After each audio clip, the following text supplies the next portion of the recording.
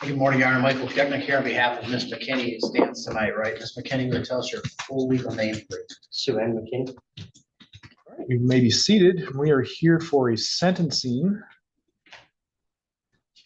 on a plea taken back on January 22nd to an attempted retail fraud second.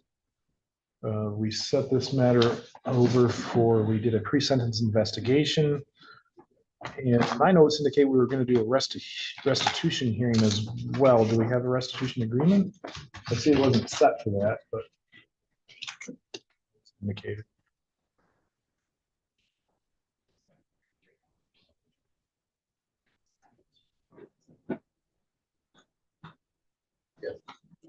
We have an agreement? I think we have an agreement. All right. Ms. Carey, what is that restitution amount? $703. That's to Walmart. Counsel, have both of you received the pre-sentence investigation report? Okay. Yeah, Your Honor. Do either of you have any corrections or additions to be made to it? I do not. No, Your Honor. All right, then allocution. Just ask me in reference to our in-chambers discussion and the proceedings that are currently pending in the Stalking County, that if the court is inclined, sorry, it's weird for me to say that. If the court is inclined to consider any jail time that be held in abeyance or adjourned or set for a review hearing, held for 6 months, set for a review hearing and reevaluate the case. At that point, the rest of the programming that the probation had talked about, the retail fraud class, the probationary period, I don't believe that would be disruptive to her current condition. It's just the jail that might, so that's our ask, Judge. All right, thank you. Ms. Carey? Thank you. I did read the pre-sentence report, and frankly, I agree with it. I don't think that this was a mistake or had something to do with the issues that were earlier discussed. However, I appreciate the position, and I would agree. I would ask for maybe even a longer term of probation review with the jail in abeyance and to review to see how she's doing. Ms. McKinney, you had the right to address the court prior to sentencing. Is there anything you'd like me to know? No. So how are things going for you now? I'm still under a lot of treatment, medically and mentally. Okay.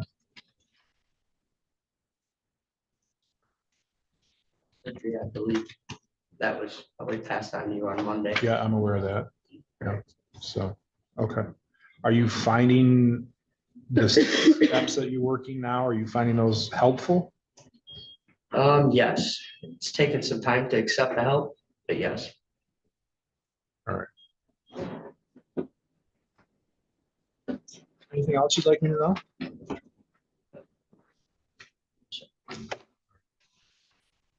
Well, I've read the pre-sentence investigation report, and I will admit I had some concerns about what was stated in there. Some things didn't make sense to me, but now the information I'm aware of today, it sheds a little bit more light on why things happened the way they did. So what I am going to do is put you on a period of probation. I'm going to do 12 months probation. During that period of time, you're not to violate any law, report is ordered, not leave the state without permission, and to keep your employment information and contact information current. You are eligible for early release. So if you've done everything that we asked you to do at that 6-month mark, you could be released early from probation. If your probation officer doesn't think you should be, but you think you should be released early, you can file a petition on your own and we'll have a hearing and I'll make that determination as to whether or not you should be terminated early. All right. During the period of time that you're on probation, I want you to attend any counseling that your probation officer feels is appropriate, including counseling for the retail, or I want you to take the retail fraud theft class. And I want you to also continue with your medical treatment. All right. That includes any mental health treatment. And any other programming that your probation officer feels is appropriate. There's no jail credit on this, right? There is a $75 Crime Victims' Rights Fund fee, a $50 state minimum fee, $150 fine. I'll waive the court costs, $150 attorney fee, $703 restitution to Walmart, and I'm only going to charge you for the 6 months of probation, so that's $180. If something happens that you end up staying longer than that 6 months, you'll be required to pay the monthly probation fee. When it comes to jail, what I'm going to do is I am going to do the 15 days jail, but I'm going to hold that in abeyance. All right. So if you violate, you could get that 15 days jail, or you could get more, honestly, just so you're aware of that.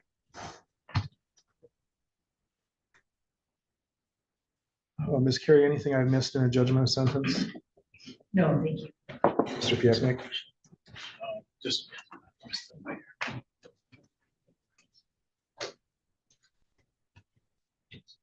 Yeah, you'll get it written. It'll be- Oh, yeah. All right. Ms. McKinney, any balance that remains unpaid for more than 56 days will have a 20% penalty added to that, but I'm going to waive that penalty while you're on probation, so that 56 days will start ticking after you're done with probation. If you can get things paid off during probation, that's going to be the best for you. All right, you can go out to the front window where you checked in, get a copy of your judgment, make a payment if you're able to. If not, get signed up for a payment plan. And then you'll need to go downstairs to the district court probation office and get signed up for probation. All right, good luck to you. Thank you, Judge. Thank you. Next is the people of the state of Michigan versus Benjamin John Seavey, case number 254936 ST. Appearances, counsel. Joanna Carey for the people. Isaac Thomas on behalf of the defendant, set to my right, Your Honor. We're here for a final pretrial. Is there any resolution? Yes, Your Honor, it's my understanding that Mr. Seavey intends to accept the people's plea offer, which was to plead guilty to a driving license suspended first in exchange for dismissing a driving license suspended second. Ms. Carey? That's accurate. All right. Mr. Seavey, have you heard what the attorneys have said the resolution of this case is? Yes, Your Honor. And is that how you wish to resolve it? Yes. You please raise your right hand. You solemnly swear or affirm that the testimony you give in this matter will be the truth, the whole truth, and nothing but the truth. Yes.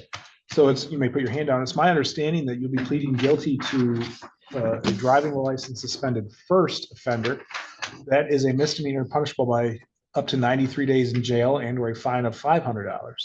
In exchange for that, the people will dismiss the charged offense of driving a license suspended, denied, or revoked as a second or subsequent offender, which is the 1-year misdemeanor. Is that your understanding of the plea agreement? Yes, Your Honor.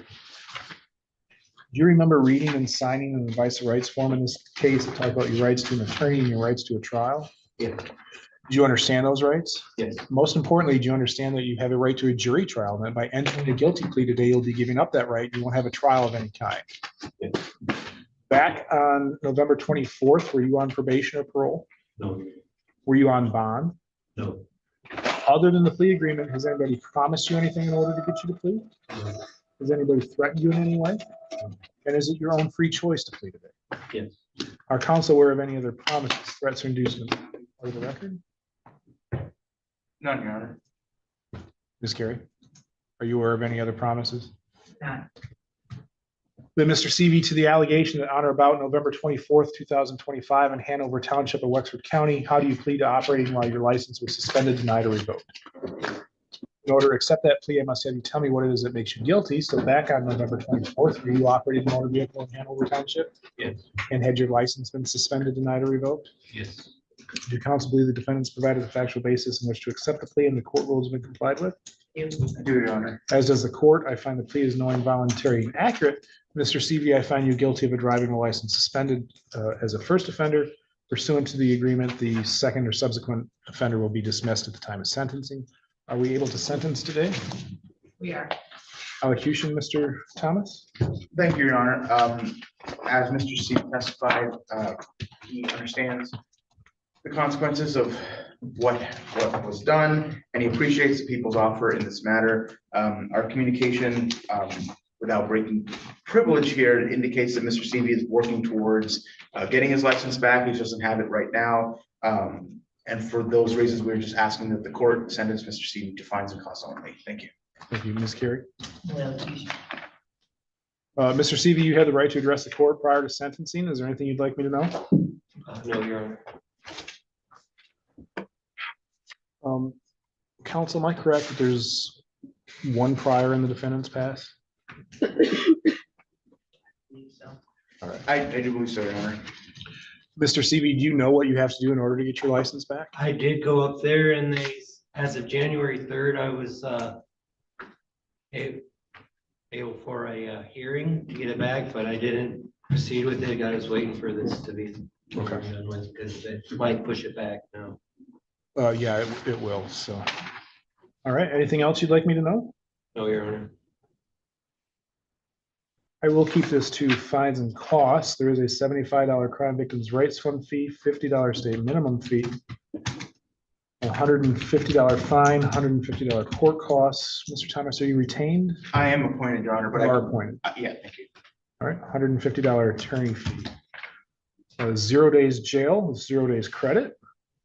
Mr. Seavey, just a reminder that any balance that remains unpaid for more than 56 days will have a 20% penalty added to that. You can go out to the front window where you checked in, get a copy of your judgment, make a payment if you're able. If not, get set up on a payment plan. All right? All right, good luck. Thank you, Your Honor.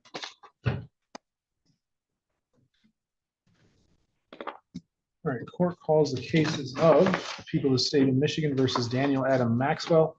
Case numbers 254539 SM and 2685 SM. Appearances, counsel. Thanks it all for the people. And I'm Jeff Harris down here on behalf of Mr. Maxwell. He's joined me in court today, sitting to my right.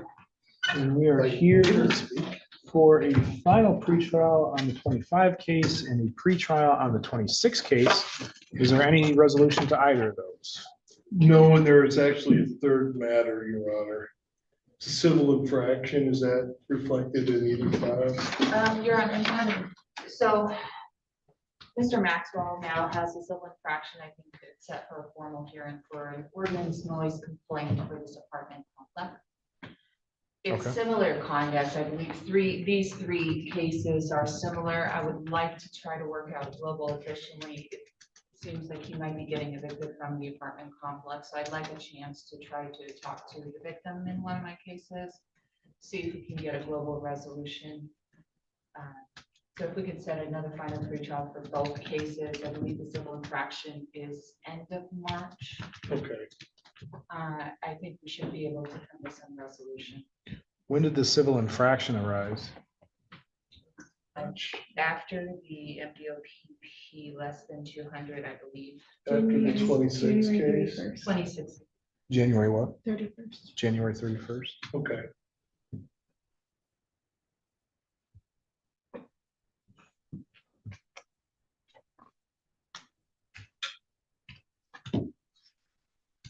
I know on the 25 case, we were here back on January 22nd, and we had adjourned that final pretrial to work on a global with the new file.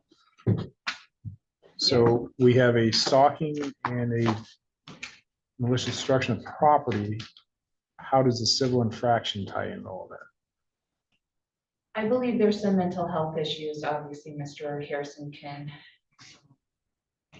inform the court more if the court wants to know.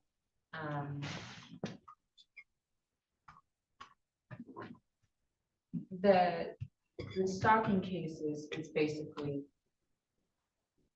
the defendant following the victim around the apartment complex, peeping his windows. The allegations are that he was getting in his face and was told multiple times to leave him alone. He wouldn't. The MDOPP is an allegation that Mr. Maxwell destroyed somebody's lawn ornaments just outside the apartment. So this all stems to be issues within the apartment complex. The noise complaint is neighbors complaining that Mr. Maxwell was yelling loudly inside his house to the point where you could hear it outside of his apartment. I'm sorry, not house, apartment. So it seems like there's some mental health issues, and it all stems from the same apartment complex and issues with the people in the apartment complex. I believe we're close to a global resolution. I think I would like to get some information if the defense is willing to provide it, where he is at with the treatment. I believe at one of his court dates, he had a case manager from community mental health with him. So I'd like to, Correct, I'd forgotten that. Okay, I would like to see if we could come to some resolution to make sure that he is getting the treatment that he needs so that this type of conduct doesn't happen, because it seems to be happening every month or so. And I think a global resolution that would include some kind of supervision with mental health treatment would be the best resolution for him and the community. And additionally, the other factor of him being evicted might change whether we want to pursue one or more of these charges. When is the civil infraction set for? 26th of March. That's after the next final pretrial date, right?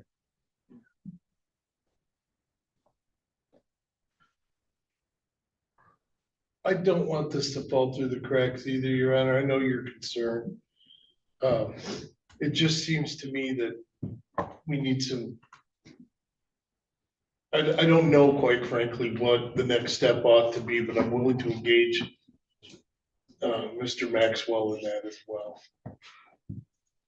All right, I will set these over for one more final pretrial, but it's going to be March, which is a couple of weeks before the civil infraction date, if I recall correctly. Final pretrial Thursday. Yeah. In March, okay.